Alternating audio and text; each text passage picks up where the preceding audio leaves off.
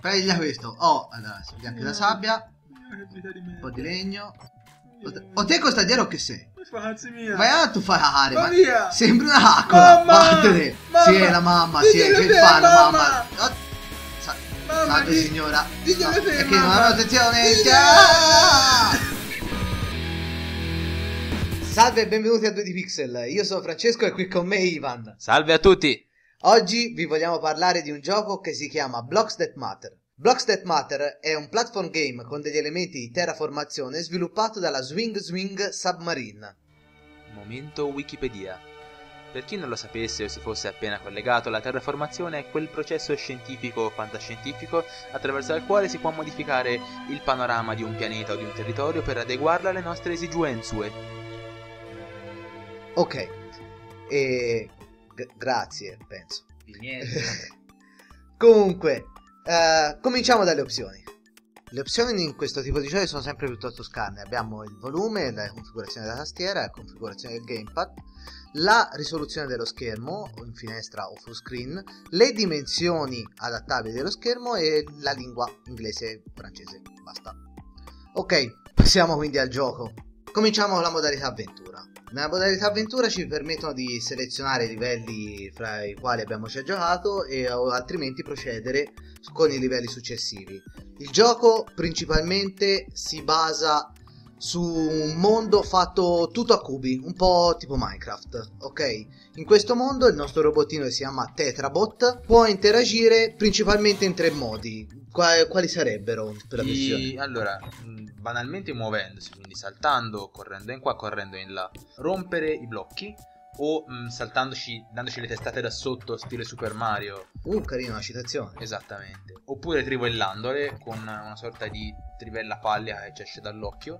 Che schifo. Vabbè, dai. Orrore veramente. Vabbè, scusa. E dopo averli rotti, i blocchi li collezioniamo e li possiamo ripiazzare da qualche parte. Come si piazzano i blocchi? I blocchi li piazziamo secondo la fisica, quella inventata da Alexandrei Pajitnov. Pajitnov, per chi non lo sapesse, è l'ingegnere informatico che ha inventato il Tetris nel 1985. Come sei dotto, fra. Peraltro i blocchi possiamo piazzarli solo 4 alla volta e devono essere sempre attaccati l'uno all'altro. Esattamente come nel Tetris, appunto. Difatti tutte le configurazioni possibili di blocchi che possiamo piazzare saranno sempre pezzi del Tetris sostanzialmente.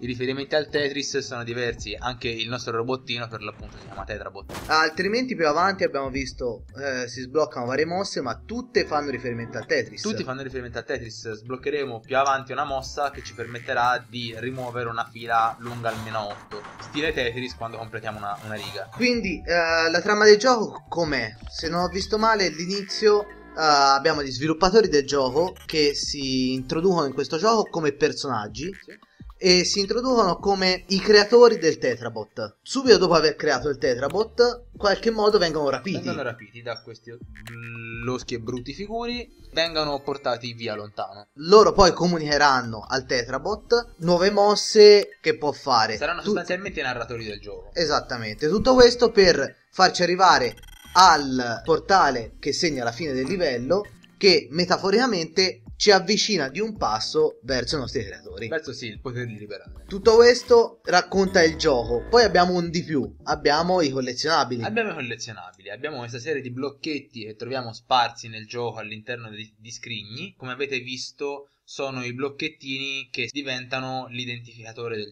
del livello. Anche quelli sono vari riferimenti a vari altri giochi. Allora, se non ho visto male c'è il punto interrogativo di Mario, il Companion Cube di Portal, volendo anche il cubo di Rubik. Sì. Non è proprio un gioco informatico, ma è comunque un riferimento a un gioco. Paradossalmente sono quelli i Blocks That Matter. Sì. Cioè, i blocchi importanti che danno nome al gioco in realtà sono gli unici blocchi che non servono alla sega. Sono il ciarpame da trovare nei livelli. Perfetto, va Peraltro benissimo. sacramentando non poco, perché bisogna sempre fare dei magheggi assurdi e pazzeschi per arrivare a questi poveri blocchi.